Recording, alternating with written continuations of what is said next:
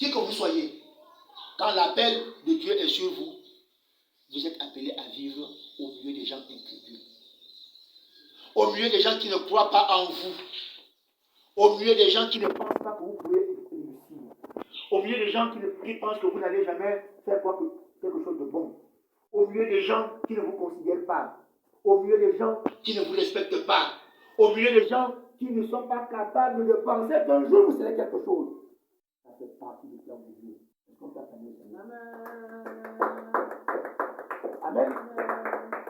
Lorsque tu as donné ta vie à Jésus, lorsque tu es entré dans le processus du Seigneur, attends-toi aux critiques. Vaut rien. Sans avenir. Tu ne réussiras pas. Ce que tu veux faire là n'arrivera pas. Tu n'auras pas de maison. Tu n'auras pas de femme. Tu n'auras pas de mari. Tu n'auras pas d'enfant. Quelque chose de grand peut-il naître de toi. Je vous dis que c'est tout à fait normal. Mais si vous obéissez au plan de Dieu, amen, vous allez surprendre de ce qu'il va faire. Où est-ce qu'on peut attendre le Seigneur? Amen. Donc, notre avenir est dans le plan de Dieu. Notre grandeur est déterminée par le plan de Dieu. Il n'est pas déterminé par le plan de ton père. Il n'est pas déterminé par le plan de ta mère. Il n'est pas déterminé par le plan de tes cousins. Aucune famille ne peut te faire réussir. Aucun gouvernement ne peut te faire réussir. Ils ne peuvent t'aider que parce que Dieu a tracé ta route. Amen. Hein? Parce que pour t'aider, il faut que Dieu place les gens devant. Pour t'aider, il faut que Dieu crée des alliés. Pour t'aider, vous allez voir, quand votre temps n'est pas encore arrivé, eh bien, il n'y aura personne pour vous aider. Quand votre temps n'est pas arrivé, il n'y aura personne pour vous épouser. Quand votre temps n'est pas encore arrivé, il n'y aura personne pour vous élever. Mais quand votre temps est arrivé, alors on s'est dit, est-ce que vraiment nous pensions que tu allais réussir? Mais non, tous les indicateurs montraient que tu n'allais pas réussir. On va commencer à te ressasser tes défauts. On va commencer à te présenter tes limites. Comme quoi, quand un homme entre dans la pensée de Dieu, quand un homme décide d'écouter Dieu, quand un homme décide de marcher avec Dieu, et surtout quand un homme décide de gérer le temps que Dieu lui a donné pour une destinée éternelle, les choses extraordinaires s'opèrent. Une bonne nouvelle pour toi. Amen. Marche dans le processus de Dieu, et Dieu relèvera ton nom. Amen. Marche dans le processus de Dieu, et ton nom va rayonner. Amen. Ça ne dépend pas de ce que les gens pensent. Ça ne dépend pas de ce que les gens disent. Ça ne dépend pas. Ça dépend de Dieu. Alors, dans le processus. Amen. Alors, ta destinée ne dépend pas de ce que les gens pensent de toi. Ta destinée ne dépend pas de ce que les gens disent de toi. Ta destinée ne dépend pas de ce que tu es. Ta destinée dépend de ce que tu as décidé de faire pour toi. On peut acclamer le Seigneur. Amen. Alors, là, à Nazareth, Jésus a grandi. N'est-ce pas? Il a beaucoup de... Il a fait plusieurs années. Il a fait plus de 20 ans là, à Nazareth. Vous savez quand il était à Nazareth? À Nazareth, il était considéré comme le fils de Joseph et de Marie. Amen. Amen. Il y a un temps dans ta famille, dans ta maison, où on dit que, n'est-ce pas la fille de Bian? N'est-ce pas la fille de Nord? Hein? N'est-ce pas la fille d'Assoumou? N'est-ce pas la fille de Don? Hein? Tu n'es pas la fille de Don? Oui, quel que soit ce que tu peux faire. Et Jésus travaillait avec son père dans un atelier. Il était charpentier, il faisait des meubles. Aujourd'hui, par exemple, peut-être il fabriquait des salons en bois, peut-être il fabriquait des livings en bois, peut-être il fabriquait des lits en bois, il fabriquait des objets d'art en bois. Jésus était là, à Nazareth, n'est-ce pas? On le disait, on l'appelait le fils du charpentier. Hein? Comment on t'appelle? Comment on t'appelle? Dans ton quartier, on t'appelle. Ma fille, comment on t'appelle dans ton quartier? Comment tu t'appelles? Dans ton quartier, tu t'appelles comment? On t'appelle Christelle, hein? Christelle, la fille de qui? La fille d'avant, non? C'est cela. Même lorsque tu auras des voitures, quand tu seras grand, pour te ridiculiser, On n'en t'appellera pas Madame le ministre si tu es ministre. On ne t'appellera même pas Madame le directeur général. Si tu es directeur général, on va t'appeler toujours Christelle. Mais tu es pas la fille d'Avouno. Est-ce que vous voyez un peu de ridicule? Et en fait, ils ne croiront jamais en toi. Mais le plan de Dieu est toujours dans ta vie. Et puis, à l'âge de 30 ans, Jésus a quitté Nazareth. Hein? Il y a un temps où il faut quitter ton village pour aller être intronisé. Il y a un temps où il faut quitter ton père et ta mère pour devenir grand. Il y a un temps. Jésus a dit quitter son père et sa mère à 30 ans. Il est allé dans un territoire, dans un pays étranger qu'on appelait, il est allé maintenant à Capernaum. Il est arrivé là. Avant d'arriver là, il est d'abord allé dans le désert de Judée. Il a rencontré là un homme qu'on appelle Jean le Baptiste. Jean le Baptiste était un grand prédicateur de son époque. C'est un grand prédicateur, Jean le Baptiste. Il est né, il était né de Jésus de 6 mois. Quand il arrive, il baptise Jésus. Écoute, événement spécial, Dieu parle du ciel. Celui-ci est mon fils bien-aimé, en qui j'ai mis toute mon affection. Maintenant, les gens ont entendu le tonnerre parler, mais c'est Dieu qui avait parlé que voici mon élu.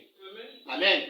Alors, beaucoup de gens peuvent décider de servir Dieu, mais Dieu parle toujours à son élu pour dire, j'ai été choisi pour rendre mon grand.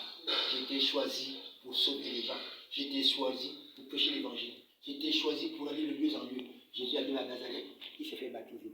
Et quand Jésus prend conscience qu'il est le Fils de Dieu, que Dieu l'aime, alors Jésus commence à faire aussi son cœur. N'est-ce pas? Alors, Seigneur, puisque tu m'aimes, tu m'as envoyé sur la terre pour sauver l'humanité, pour être crucifié à la croix, pour que tous ceux qui croient en moi deviennent des enfants de Dieu. Tu m'as appelé à avoir une famille plus large. Seigneur, je vais suivre ta mission. Alors, après le baptême, le Saint-Esprit va dire à Jésus, Jésus, je vais te faire rencontrer quelqu'un. Il s'appelle le diable. Il faut aller rencontrer le diable dans le désert. Alors Jésus a décidé de prendre un jeûne. 40 jours et 40 nuits. Effectivement, le diable était là. Et à la fin du jeûne, la Bible dit Jésus eut faim et soif. Et le diable s'est présenté à lui pour dire, puisque tu as faim, fabrique. Lorsque la gloire de Dieu se présente devant toi, Satan se présentera pour te tromper. Toujours. Tu acclames le Seigneur. Amen. Amen. Parce que Satan sera fidèle aux gens de ta famille. Satan sera fidèle aux gens de ton quartier. Satan sera fidèle aux gens de ton pays pour t'induire en erreur. Parce que Satan, les gens de ton pays, les gens de ta famille, les gens de ton quartier, ne sont d'accord que tu ne pourras jamais réussir. Amen. Donc, quand Dieu décide que nous allons réussir, nos ennemis aussi se multiplient. Les mauvais conseils se multiplient aussi. Les mauvaises fréquentations se multiplient aussi. Les gens vont venir vers toi. Tu croiras vraiment que ce sont tes amis. Alors qu'ils te donnent des conseils, ils vont te perdre. Ah, ça t'arrive. Si tu es le Fils de Dieu, fais en sorte que ces pains, ces cailloux se transforment en pain. Jésus a dit, l'homme ne vivra pas de pain seulement, mais de toute parole qui soit dans la bouche de Dieu. Jésus Satan a encore pris Jésus. Il a envoyé Jésus sur le sommet de la colline. Il a dit, saute du haut de cette colline escapée. Il est écrit que les anges, n'est-ce pas? Ah! Dans notre marche avec Dieu, il y a des personnes qui vont nous donner des conseils suicidaires. Des personnes qui viendront même avec des versets bibliques. Des personnes que nous croyons vraiment être les nôtres, mais qui sont spécialement envoyées pour nous induire en erreur. Satan le prie encore. Il le montre à tous les royaumes du monde et dit, regarde, si tu te prosternes devant moi, regarde tout ceci, je te le donnerai. Jésus a dit, tu adoreras l'Éternel seul. Vous comprenez ça? Amen. Vous comprenez ça? Quel que soit ce que les gens vont te dire, même avec des versets bibliques, quel que soit ce que les gens vont te proposer, même avec des versets bibliques, quels que soient les conseils que les gens vont te donner, ne suis pas ces conseils. Reste fidèle à l'Éternel. Amen. Amen.